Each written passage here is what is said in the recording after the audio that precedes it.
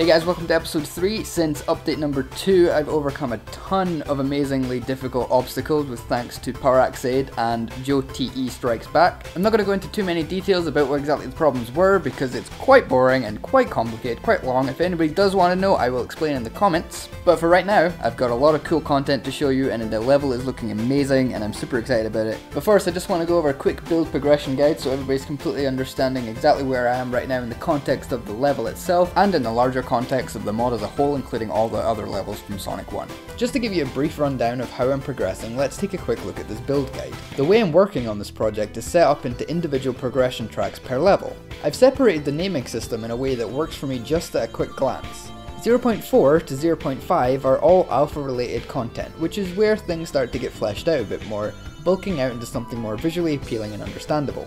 Before I move on from alpha, the absolute bulk of the functional design should be working. I should be able to play from start to finish, give or take a couple small necessary tweaks to stuff. 0.6 to 0.7 is beta, which for me is essentially the detail pass, where I make everything look pretty. This is basically where poly count shoots up, materials and textures get prioritized and focused on, and then it starts to look more and more like a finished playable product.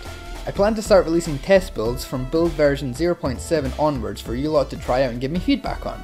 I want to see some sweet speedruns. And essentially everything from 0.8 onwards is just polish and tweaking, along with some small fun stuff I'm planning on throwing in for good measure. As of right this moment, we're at 0.4.3. Specifically, that's filler geometry. So I was doing this dumb thing where I tried to do a polished detail pass as I was trying to create filler geometry, and this just ended up leading to issues that were hard to fix because it broke down the appearance of the polished detail pass. And so I ended up starting all over again. This turned out to be a pretty smart move because in the process I discovered that splines are my best friend. You can make all sorts of neat and sweet things with splines. I was all like, let's manually extrude edges along to create every single grass platform. I got as far as halfway through Green Hill Zone Act 1 and it had taken a good solid week of work. But using splines, outlining how my splines would be shaped in a 2D view and then slapping them individually onto long ass splines mapped to the level path geometry, et voila! You've got perfect grassy platforms. It's genius. The only real issue is that poly count ends up getting stupid.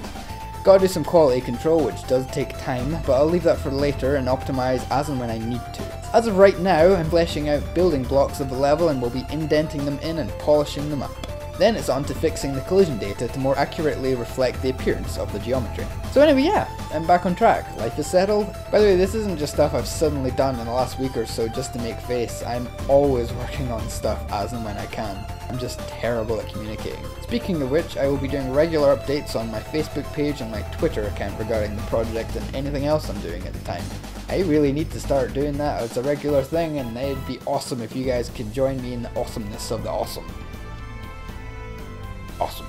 Well, I hope you've enjoyed and thanks for watching. If you do want to join us on this mod-tacular journey, feel free to subscribe and leave a comment and just make sure you've got your eyes peeled here because I want to know if people are interested in this. I'm just super excited to be back on track and I cannot wait to show more of this off and get it out to you for playable builds.